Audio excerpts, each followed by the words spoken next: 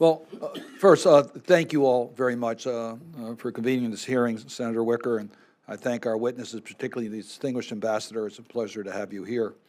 I think we should acknowledge that what happened in 2008 with Russia's invasion of Georgia, it was done because Russia's calculations, Mr. Putin's calculations at that time, that under the circumstances he could get away with it, that the reaction would be minimal from the international community.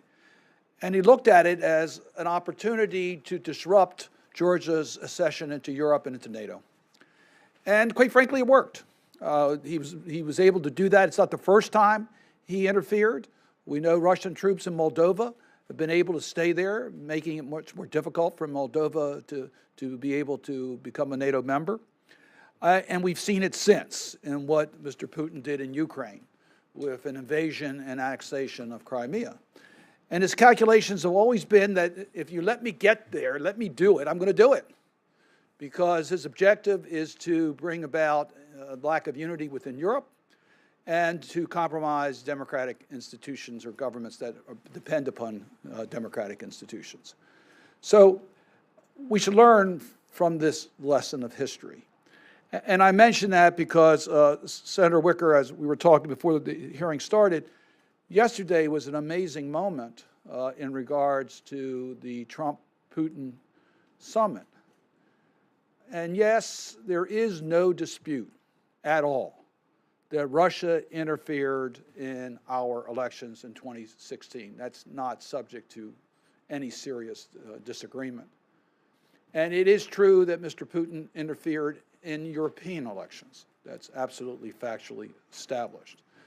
6 months ago, I authored a report on behalf of the Senate Foreign Relations Committee that talked about Mr. Putin's design on democratic institutions and talked about his asymmetric arsenal of weapons that include the use of cyber, that include the use of military, that includes the use of energy, that includes the use of corruption. It includes all these tools in order to disrupt democratic governments. And that report points out very clearly, you give Mr. Putin an opening, he'll take it. He'll take it as far as he can go.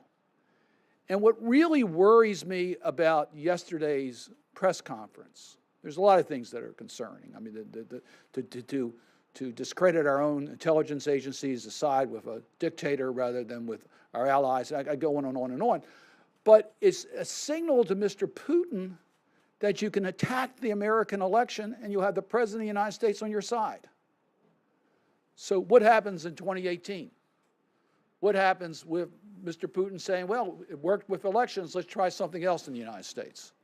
Because I have a friend in the White House that wants to establish a relationship with me that allows me to do these nefarious activities against democratic institutions. And the report that we issued makes it very clear why Mr. Putin is doing this.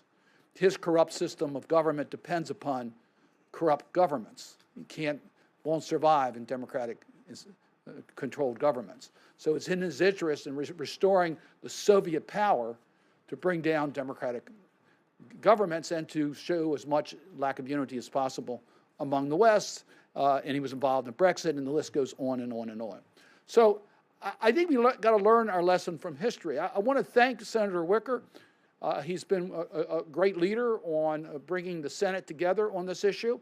He mentioned the resolution we did in 2017 on Georgia. It was a pleasure to join you on that.